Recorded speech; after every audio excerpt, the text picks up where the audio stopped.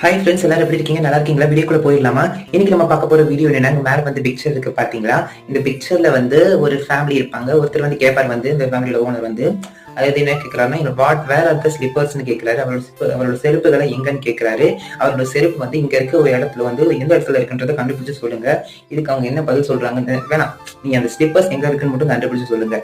இதை கண்டுபிடிக்கிறதுக்கு உங்களுக்கு 10 செகண்ட்ஸ் டைம் கொடுக்குறேன். Count down start.